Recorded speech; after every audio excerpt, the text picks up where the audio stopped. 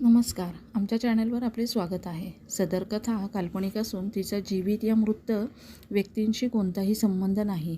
ही कथा मनोरंजनासाठी केली आहे. ओवीला घेऊन तिची आई डॉक्टरांकडे गेली होती.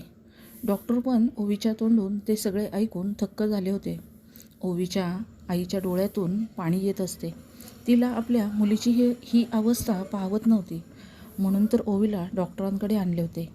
पण डॉक्टर ओवीच्या आईला त्यांच्या ओळखीच्या मानसोपचार तज्ज्ञाचा पत्ता देतात व त्यांना सांगतात, ओवीला घेऊन त्यांच्याकडे जा, तुम्हाला नक्की फरक पडेल. ते डॉक्टर अशा केस चांगल्या हाताळतात. पेशंटला ह्या सगळ्यातून बाहेर काढतात. ओवीची आई तिला घेऊन घरी येतात.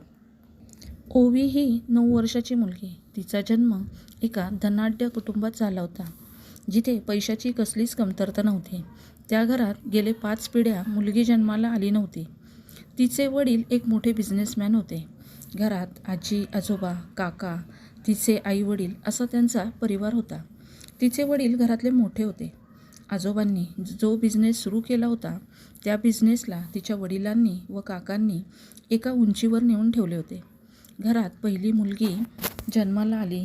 इतक्या पिढ्यानंतर तिच्या जन्मानंतर त्यांच्या बिझनेसमध्ये बरीच वाढ झाली होती. त्यामुळे ओवीला घरातील लक्ष्मी असेच म्हणायचे. ती सगळ्यांचीच लाडकी होती. ओवीचा 9वा वाढदिवस होता. तिचा वाढदिवस म्हणून वडिलांनी सगळ्या पाहुण्यांना त्यांच्या मित्रमंडळींना बोलावले होते व सगळे एकत्र जमले होते. आता केक कापायचा म्हणून एक मोठा केक तिच्यासमोर ठेवतात. ओवी पण नवीन कपड्यात खूप उठून दिसत होती. ओवीच्या हातात तिची आई केक कापण्यासाठी सुरी देतात व तिला सांगतात, केक कट कर आता. आईच्या हातातून ती सुरी घेते व केक कापण्याऐवजी ती एकटक त्या सुरीकडे पाहते. आईला काही कळत नाही. ओवी अशी काय करते? 2-3 मिनिटे झाले तरी ती केक कापत नव्हती. शेवटी त्या तिला हाताला धरून म्हणतात, ओवी बाळा काय झाले? अगं सगळे वाट पाहतायत. चल लवकर केक काप. पण ओवीच्या आईच्या बोलण्याकडे पण तिचे लक्ष नसते. जसे की कोणत्या तरी ती विचारात आहे. तिचे बाबा तिला हलवतात. तेव्हा ओवी पटकन हातातला तो चाकू फेकून देते व डोक्याला हात लावते आणि आई ग असे म्हणतच खाली कोसळते. ओवी अशी अचानकच पडल्यामुळे सगळेच घाबरतात. ओवीच्या तोंडावर पाणी शिंपडतात. पण ओवी काही उठत नाही. तिचे वडील व काका पटकन गाडी काढतात व ओवीला घेऊन हॉस्पिटलमध्ये नेतात. तिच्यासोबत तिची आई पण असते. हॉस्पिटलमध्ये नेल्यावर डॉक्टर तिला चेक करतात. तेव्हा ओवी तापाने फणफणलेली होती. डॉक्टर सांगतात, ताप जास्त असल्यामुळे ती बेशुद्ध झाली आहे. आता तिला औषधं दिली आहेत. ताप उतरला की ती शुद्धीवर येईल. ओवीचे बाबा डॉक्टरांना म्हणतात, अहो पण एकदम कसं काय अचानक तिला ताप आला? डॉक्टर म्हणतात, होते असे. तुमच्याकडे इतके पाहुणे, गर्दी होती. कदाचित तिला व्हायरल इन्फेक्शन झाले असेल. 2-3 दिवसात ती होईल बरी. घरी ओवीचे आजी आजोबा पण काळजी करत होते. ते पण मुलांच्या फोनची वाट पाहत होते. डॉक्टरांशी बोलून ओवीचे बाबा घरी फोन करून डॉक्टरांनी सांगितलेले सगळे सांगतात. घरी आलेल्या पाहुण्यांना आजोबा जेवण करून घ्यायला सांगतात. नाही तर एवढे जेवण वायाला जाईल. आजोबा आलेल्या पाहुण्यांना सांगतात, ओवीची तब्येत आता ठीक आहे, पण ती सध्या केक कट नाही करू शकणार. त्यामुळं तुम्ही सगळ्यांनी जेवण करून घ्या व तुम्ही आल्याबद्दल ते सगळ्यांचे धन्यवाद मानतात. इकडे ओवीबरोबर तिची आई तिच्यासोबत थांबते व तिचे बाबा व काका बाहेर बसून असतात. ओवी शुद्धीवर येण्याची वाट पाहत असतात. ओवी हळूहळू शुद्धीवर येत असते. तेव्हा ती काहीतरी पुटपुटत असते. पण ती काय बोलती हे तिच्या आईला कळत नाही. तिची आई पटकन डॉक्टरांना ओवी शुद्धीवर येते हे सांगते. डॉक्टर ओवीला परत चेक करतात आणि म्हणतात, सकाळपर्यंत ती पूर्ण शुद्धीवर येईल. तुम्ही काळजी नका करू असे म्हणून ते पुन्हा जातात. ते गेल्यावर ओवीचे बाबा व काका ओवीला भेटायला आत येतात व ओवीच्या जवळ बसतात. तिचे बाबा तिच्या डोक्यावरून हात फिरवत असतात. तेव्हा पण ओवी काहीतरी बोलत असते. त्यांना पण कळत नाही. ते तिच्या जवळ बसून राहतात. आत्ता ओवी थोडं स्पष्ट बोलू लागते. ती म्हणत असते, मला सोडा, मला सोडा. माझ्याबरोबर तुम्ही असं नका करू. मी तुमच्या पाया पडते. असे बोलत असताना तिच्या डोळ्यातून पाणी उघळत असते. ओवीच्या आईला व बाबांना काही कळत नसते. ओवी असे का बोलते? पण तेव्हा त्यांना असेच वाटते की ती तापामुळे असे काहीतरी बरळत आहे. ओवीचे बाबा त्यांच्या लहान भावाला घरी जायला सांगतात. ते भावाला म्हणतात, ओवी आता शुद्धीवर येते, पण घरी आई आणि बाबा वाट पाहत असतील. ते पण आता वयस्कर झाले आहेत, तेव्हा त्यांच्याकडे पण लक्ष दिले पाहिजे, असं म्हणून ते भावाला घरी पाठवतात. व ते दोघे ओवीजवळ बसून असतात. ती रात्र ते दोघे पण जागूनच काढतात. सकाळ होते, पण ओवीमध्ये काही सुधारणा नव्हती. तिचा ताप काही कमी झाला नव्हता व तिची बडबड पण कमी झाली नव्हती. डॉक्टर आल्यावर ओवीचे बाबा त्यांना विचारतात, ओवी रात्रभर बडबडते, ती असे का बोलते? तेव्हा डॉक्टर म्हणतात, तुम्ही काळजी नका करू. तापामुळे ती पूर्ण शुद्धीवर नाही. तिला जुन्या आठवणी तिच्या डोक्यातून जात नसतील, म्हणून ती असं काहीतरी बोलते. असे होते कधी कधी. ओवीचे बाबा म्हणतात, अहो, पण तिच्या आयुष्यात असे दुःखदायक कधी काही घडलेच नाही. अशा कोणत्याच तिच्या आठवणी नाहीत. आमच्या घरात ती सगळ्यांची लाडकी आहे. तिला कशाला कोण त्रास देईल असा विचार पण कोणी करणार नाही. ती स्कूलमध्ये पण सगळ्यांची लाडकी आहे. डॉक्टर म्हणतात, मग स्कूलमध्ये काहीतरी झाले असेल जे तुम्हाला माहीत नसेल. डॉक्टर ओवीचे औषध बदलून देतात व ते परत दुसऱ्या पेशंटकडे जातात. ओवीची ही अवस्था 2 दिवस तशीच राहते व ती तिसऱ्या दिवशी पूर्ण शुद्धीवर येते व तेव्हा तिचा ताप पण पूर्ण उतरलेला असतो. म्हणून डॉक्टर तिला घरी न्यायला परवानगी देतात. ओवीचे आईबाबा तिला घेऊन घरी येतात. आजी आजोबा ओवीला प्रेमाने जवळ घेतात व म्हणतात, बाळा आता बरे वाटते ना तुला? तर ओवी हसतच म्हणते, हो आजोबा, मी एकदम बरी आहे. ओवीची आई ओवीला तिच्या खोलीत आराम करायला लावते व ती परत सासूबाईंशी बोलायला बाहेर येते. ती सासूबाईंना ओवी तापात काय काय बरळत होती ते सगळं सांगते व म्हणते, मला ओवीची खूप काळजी वाटते. ती असे का बरं बोलत होती? ओवीची आजी म्हणते, मी उद्याच गुरुजींकडे जाते व ओवीची पत्रिका दाखवते. ते काय सांगतायत का ते पाहते. तेव्हा सासूबाईंना ओवीची आई म्हणते, नाही आई, मी पण उद्या तुमच्याबरोबर गुरुजींकडे येते. असं म्हणून त्या दोघीही झोपतात व दुसऱ्या दिवशी सकाळीच ओवीची जन्मपत्रिका घेऊन ते गुरुजींना दाखवायला गुरुजींकडे जातात. गुरुजी ती पत्रिका पाहून म्हणतात, पत्रिका तर उत्तम आहे, तरी तुम्ही तिच्या तब्येतीसाठी एखाद्या मंदिरात गोरगरिबांना दान पुण्य करा.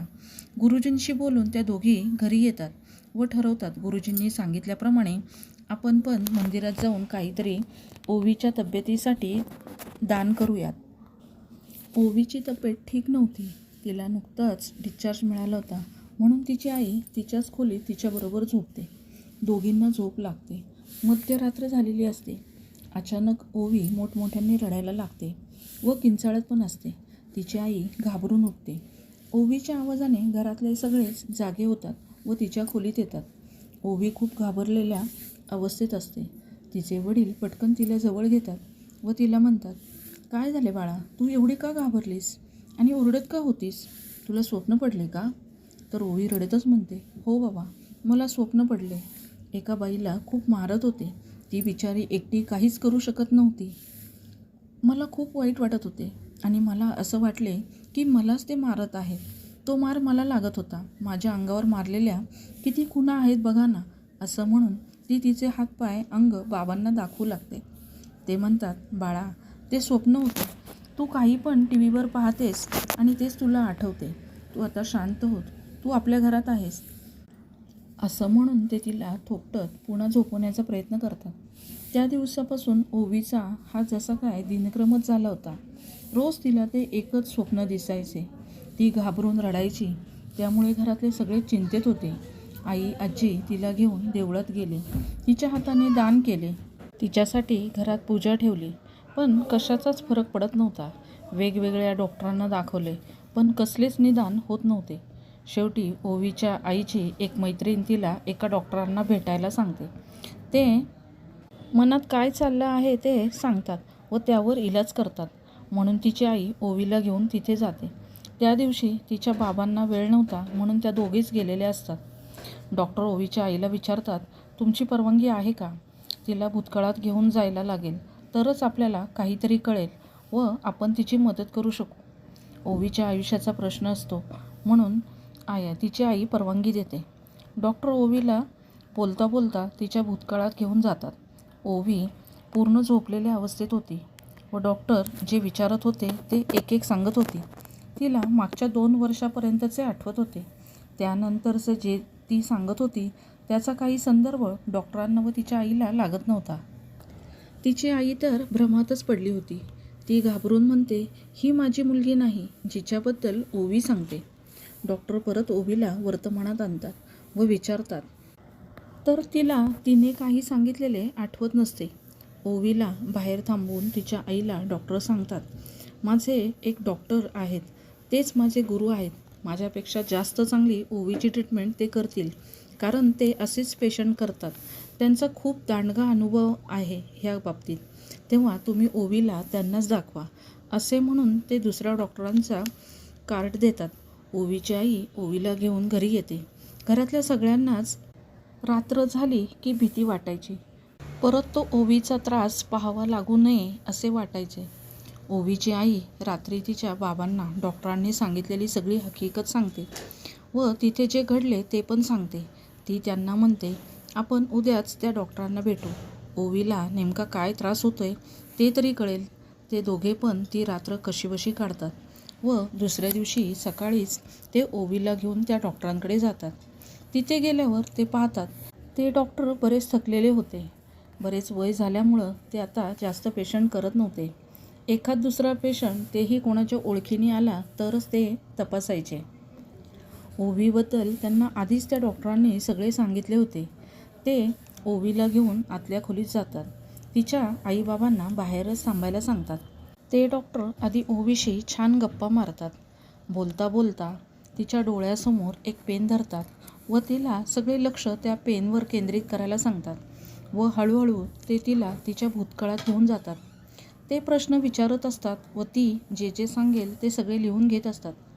जवळजवळ 1 ते 1.5 तास होऊन जातो ते तिच्याशी बोलत होते. त्या दरम्यान ओवी मध्येच हसायची, मध्येच रडायची, मध्ये मध्ये जोरात ओरडायची. हे सगळे बाहेर तिच्या आईबाबांच्या कानावर येत होते. आत आपल्या मुलीला नेमके काय होते ह्याची ते चिंता करत असतात. थोड्या वेळानंतर ओवी बाहेर येते.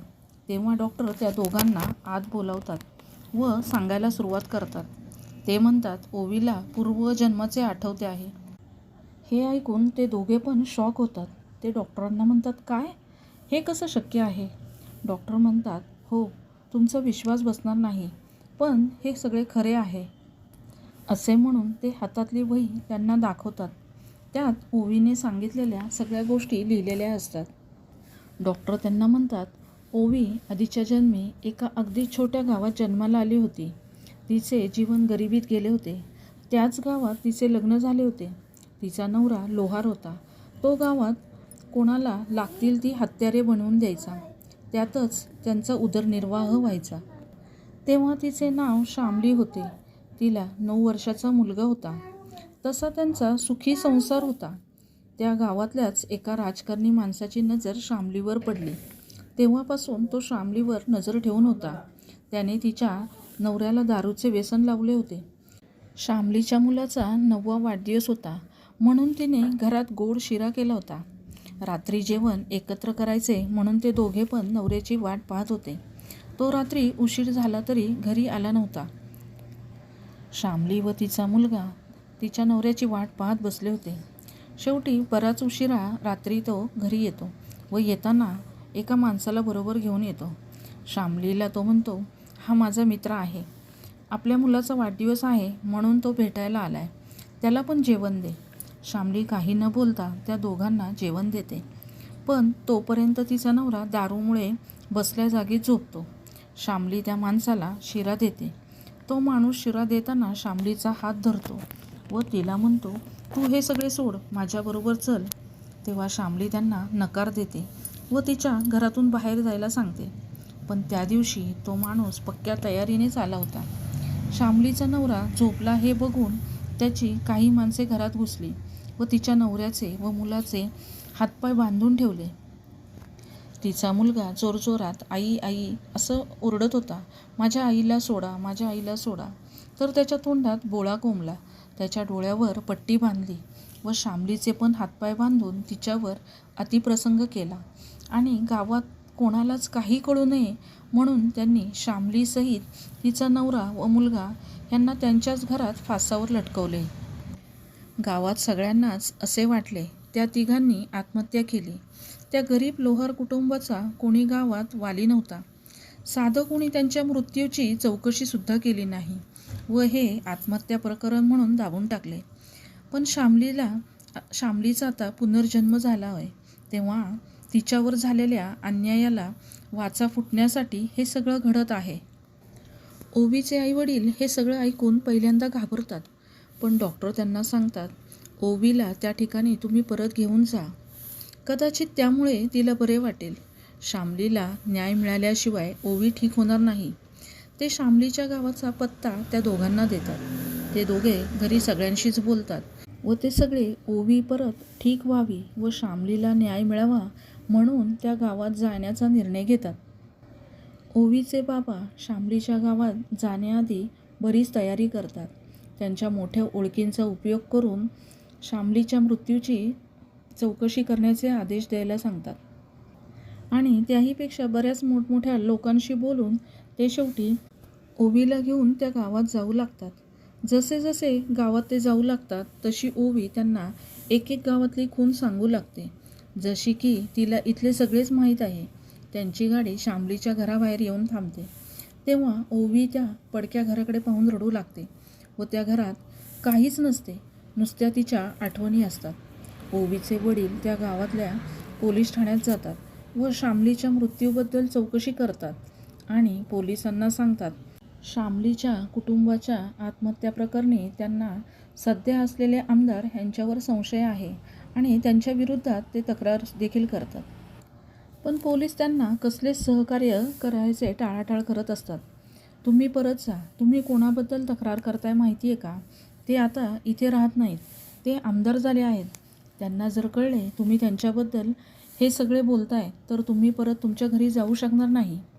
पण ओवीचे बाबा त्यांच्या ओळखीचा वापर करून त्या पोलिसांवर दबाव आणतात व त्यांना परत शामलीच्या फॅमिलीच्या मृत्यूची चौकशी करायला भाग पाडतात. ही बातमी जेव्हा आमदाराच्या कानावरती येते तेव्हा तो 2 गाड्या घेऊन तावातच शामलीच्या घराकडे येतो. तोपर्यंत गावातले सगळेच लोक शामलीच्या घराकडे जमलेले असतात. त्यातल्या बऱ्याच लोकांना ओवी तिच्या शामली असण्याच्या खुणा पटवून देत होती आणि कित्येकांना ती नावानिशी ओळखत होती. त्यामुळे गावातले पण अचंबित झाले होते. आमदार दारात आलेला पाहून ओवीचा बाण फुटतो. ती टाहो फोडून सगळ्यांना सांगते, हाच तो राक्षस, ह्यानेच माझे कुटुंब संपवले. माझ्या मुलाला सुद्धा ह्याने मारले. त्याला त्या लहान मुलाची पण दया नाही आली. हे सगळे पोलीस व गावकऱ्यांसमोरच घडत होते. त्या मुलीच्या तोंडून सत्य ऐकून आमदाराची बोबडीच वळते. तरी तो म्हणतो, हा माझ्या विरोधातला डाव आहे, हे सगळं खोटं आहे, हे मला बदनाम करण्यासाठी हे सगळं करतात. तो आमदार पोलिसांना म्हणतो, तुम्ही काय ह्यांचे ऐकताय, ह्यांनाच अटक करा. तर पोलीस आमदाराला सांगतात, नाही साहेब, वरून आदेश आहे, तुम्हाला चौकशीसाठी आमच्याबरोबर यावे लागेल. ह्यांनी तुमच्या विरोधात तक्रार नोंदवली आहे, तेव्हा चौकशी तर होणारच. असे म्हणून त्या आमदाराला पोलीस आपल्याबरोबर घेऊन जातात. त्या आमदाराची चौकशी करण्यासाठी बाहेरून एक पोलिसांची टीम आलेली असते. शेवटी पोलीस खाक्या पडल्यावर आमदार पण सत्य कबूल करतो. अशा रीतीने शेवटी शामलीला न्याय मिळतो व आमदाराला फाशीची शिक्षा. त्यानंतर मात्र ओवी तिचे आयुष्य एकदम सुखात जगते. ह्यापुढे तिला परत कधीच कसल्याच आठवणी येत नाहीत. तिच्या घरच्यांना त्यांची ओवी परत पहिल्यासारखी मिळते. आजची स्टोरी कशी वाटली ती कमेंट करून नक्की सांगा आणि अशाच वेगवेगळ्या विषयांवरील स्टोरी ऐकण्यासाठी आमचं चॅनल नक्की सबस्क्राईब करा, लाईक करा, शेअर करा. थँक्यू.